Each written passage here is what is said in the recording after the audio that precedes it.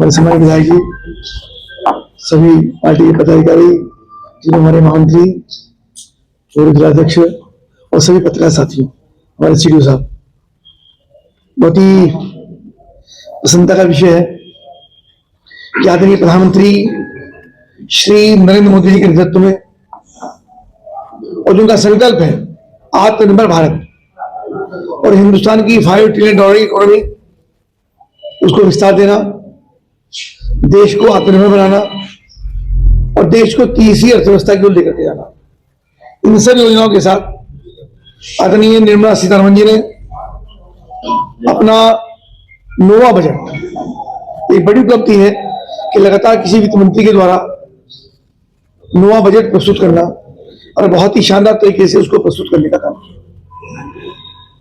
समावेशी बजट देश का सर्वांगीण विकास और सबका विकास, सबको कुछ ना कुछ उसका लाभ मिले, सब तक उसका प्रकाश पहुंचे, उसकी ऊर्जा पहुंचे, सब उसके अंदर लाभान्वित हो। इस योजना के साथ ये बजट लोकसभा के अंदर प्रस्तुत हुआ और जिस प्रकार से हमने पूर्व की सरकारों में भी देखा है कि चीजें उतनी गंभीरता नहीं होती थी, गरीबों के लिए कल्याणकारी योजनाएं नहीं होती थी, इंफ्रास्ट्रक्चर के लिए, कनेक्टिविटी के लिए गंभीरता सरकार में नहीं होती थी, लेकिन वर्तमान सरकार के द्वारा इनके लगभग 11 वर्ष से अधिक हो गए हैं। ऐसी सरकार को देश की जनता का लाड़ दुलार ये लगातार मिल रहा है, सम्मान मिल रहा है और उसी के कारण से सबका साथ सबके विकास की कल्पना के साथ ये चीजें लगातार आगे बढ़ी हैं। 2026 और 27 का जो बजट है उसमें किसानों को पोषित करने के लिए, युवाओं को रोजगार देने के लिए, महिलाओं को सम्मान और उनको आत्मनिर्भर बनाने के लिए और गरीबों के लिए बहुत सारी कल्याणकारी योजनाएं, इन 4 दिशाओं पर ये केंद्रित है। इस समाज का प्रत्येक व्यक्ति, किसी भी जाति वर्ग का हो, किसी समाज का हो, किसी भी आर्थिक वर्ग का हो, ऐसे सब लोगों को कुछ ना कुछ पोषण होने का काम हो, उसी में ये बजट निकला। और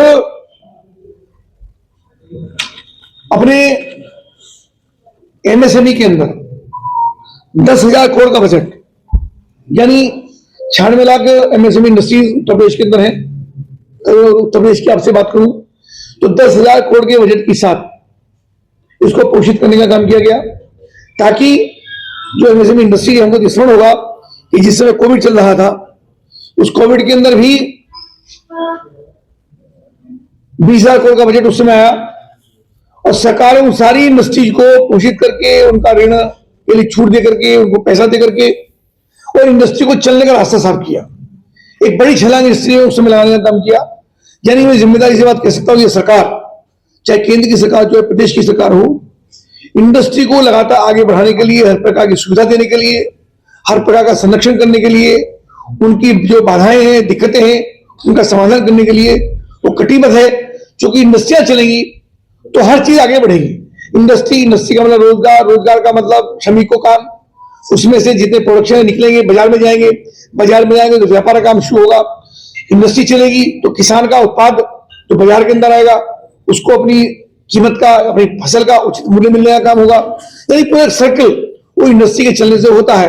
ये सरकार का बहुत बड़ा केंद्र इंडस्ट्री के ऊपर है, जिसको पोषित करने का काम हुआ। इसमें रोजगार की संभावनाएं बढ़ती हैं, निवेश की संभावनाएं बढ़ती हैं, नवाचार की संभावनाएं बढ़ती हैं और विनिर्माण की संभावना बढ़ती है। नवाचार होंगे, नए नए सेक्टर्स के अंदर इंडस्ट्रियां लगेंगी, नए नए सेक्टर के अंदर लोग जाएंगे, लोग काम करने का अवसर मिलेगा, उन सब चीजों को काम करने का। और जो आज नई तकनीक है, उस नई तकनीक को भी सरकार लगातार बढ़ा रही है, पोषित कर रही है। उसके लिए बुनियादी ढांचा, ग्रीन अर्थव्यवस्था और इंफ्रास्ट्रक्चर और टेक्निक, जो टेक्निक नहीं है उसको भी लगातार लागू करने के लिए सरकार ने अलग से बजट देने का काम किया। लगभग 12.2 लाख करोड़ रुपए का ये जो मूल बजट है, जो पूंजी बजट है, उसको प्रस्तुत करने का काम किया। साथ में हाई स्पीड रेल कॉरिडोर, यानी हम जानते हैं कि वंदे भारत जैसी ट्रेनें हिंदुस्तान में सरकार के आने के बाद ही आई हैं, बहुत तेजी के साथ बढ़ी हैं। हमारे भी आरआरटीएस का इतना बड़ा काम हुआ, जो दिल्ली से लेकर के मेरठ तक पहुंचा है, जो पूरे हिंदुस्तान की बड़ी ट्रेन, पहली ट्रेन है। तो उसी प्रकार का जो हाई स्पीड ट्रेन है, जिसकी स्पीड 350 से 500 किलोमीटर तक होगी, और उनमें से 2 ट्रेन हमारे जनपद को, हमारे प्रदेश को मिलने का हुआ है कि दिल्ली से बनारस को भी मिलने का काम हुआ, और बनारस से एक और कॉरिडोर उसको मिला है। ऐसे मिलाकर के 2 कॉरिडोर हमको मिलने का काम हुआ। नवीन समर्पित ये फ्री कॉरिडोर हुआ, जिससे दक्षता बढ़ेगी, व्यापार बढ़ेगा, लोगों का आवागमन सुगम होगा, और लॉजिस्टिक की लागत भी व्यापारियों की कम होगी। इसके